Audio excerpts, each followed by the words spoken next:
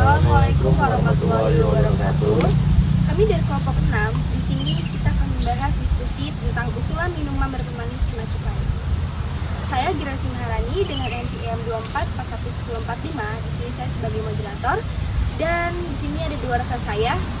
Saya Denis Setiawan dengan NPM 24411031 akan menjadi anggota diskusi.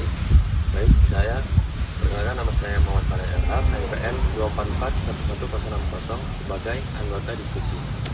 Baik, kita akan memulai diskusi kami. Assalamualaikum warahmatullahi wabarakatuh. Selamat pagi. Kami dari kelompok 6 akan membahas usulan pengenaan cukai terhadap minuman berpemanis. Fokus diskusi kami adalah menilai kebijakan ini dari berbagai aspek, seperti kesehatan, ekonomi, dan dampaknya terhadap masyarakat. Saya akan memimpin diskusi ini dan dua rekan saya akan memberikan pemaparan masing-masing. Setelah itu kami akan menarik kesimpulan dan memberikan rekomendasi.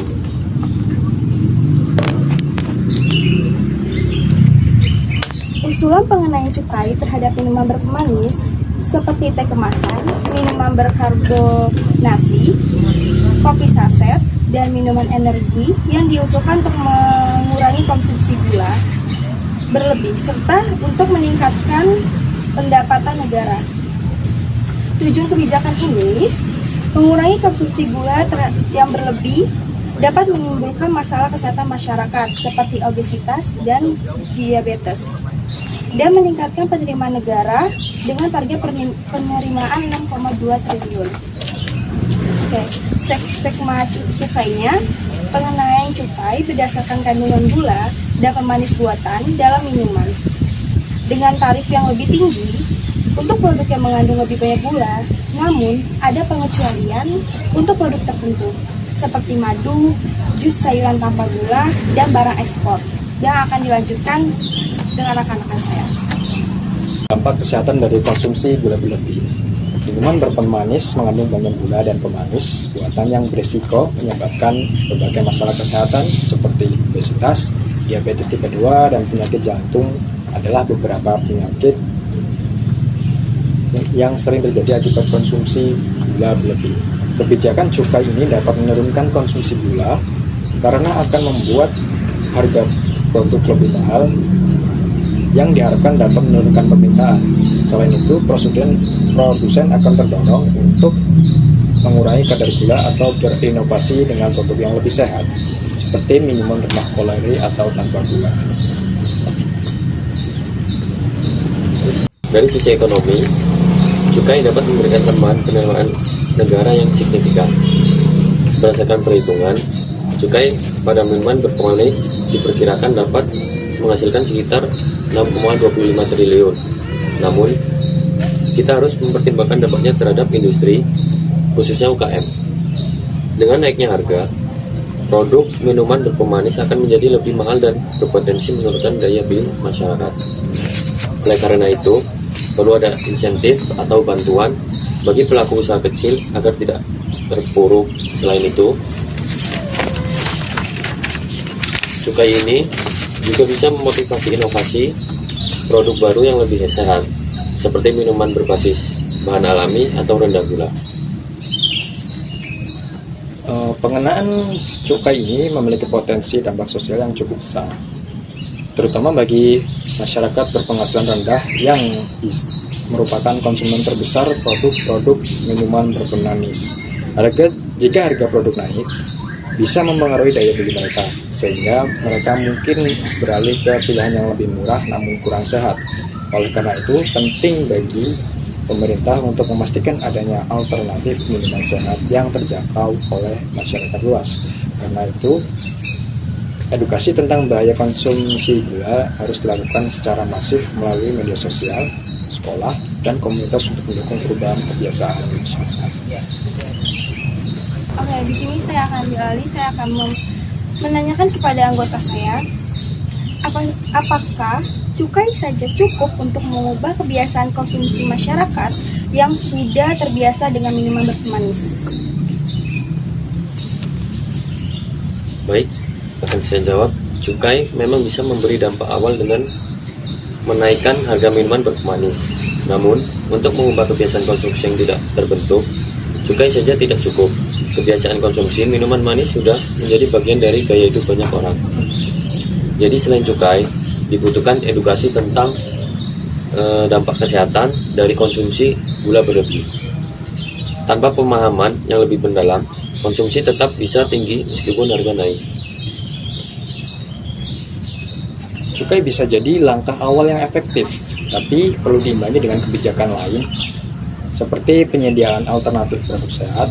Jika hanya mengandalkan harga, konsumen mungkin beralih ke produk lain yang tetap mengandung gula atau bahan pemanis buatannya. Oleh karena itu, selain cukai, penting untuk menyediakan produk yang lebih sehat dan lebih terjangkau, sehingga konsumen punya pilihan yang baik. Benar, perubahan kebiasaan tidak hanya bisa dicapai dengan menaikkan harga.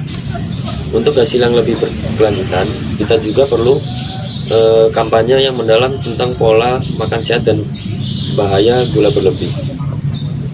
Jika masyarakat sadar akan pentingnya konsumsi yang lebih sehat, mereka akan lebih mudah beralih.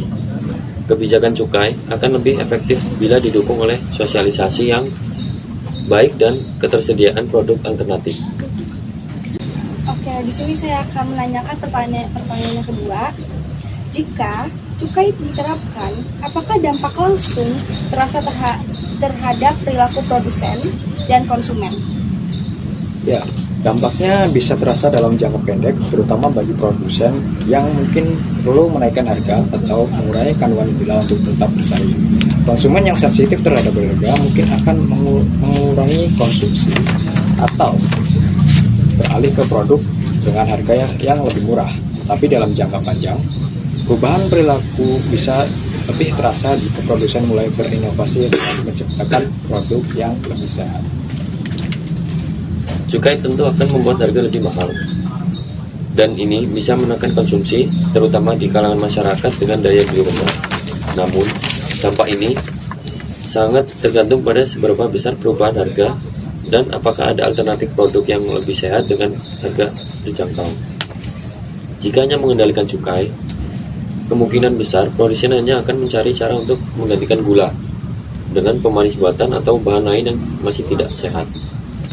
Ya, selain dampak harga, produsen juga bisa melihat peluang baru untuk inovasi. Mereka bisa mengembangkan produk yang lebih sehat, misalnya dengan pemanis alami yang sesuai dengan tren konsumsi yang semakin peduli pada kesehatan.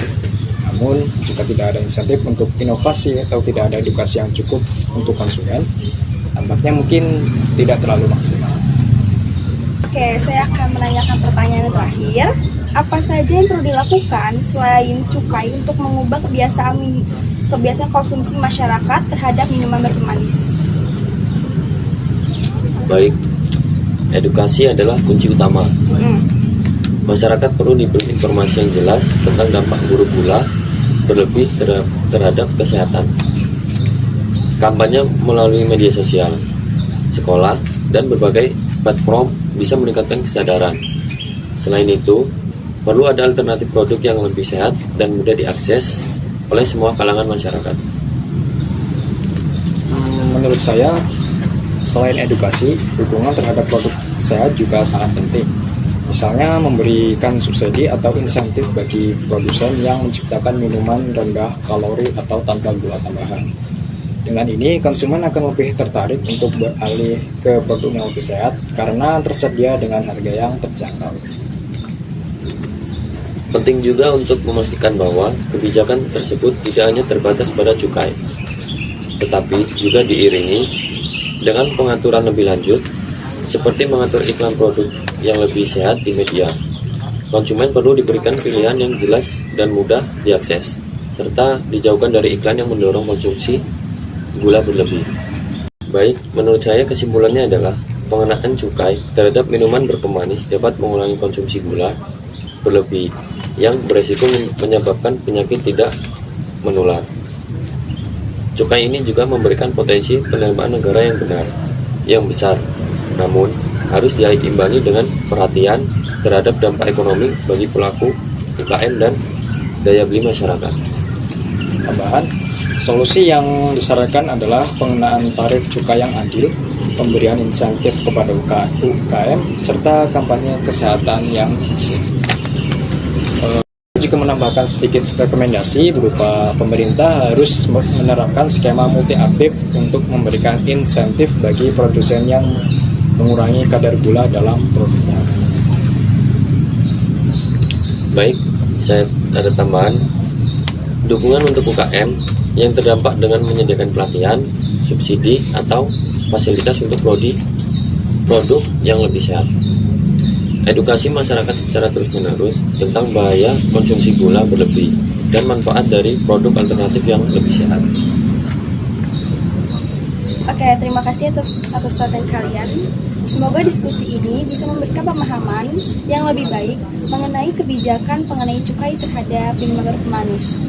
Kami berharap solusi yang kami ajukan dapat membantu pemerintah untuk mencapai tujuan kesehatan dan ekonomi yang dengan cara yang adil dan berkelanjutan. Terima kasih dan saya akhiri. Wassalamualaikum warahmatullahi wabarakatuh.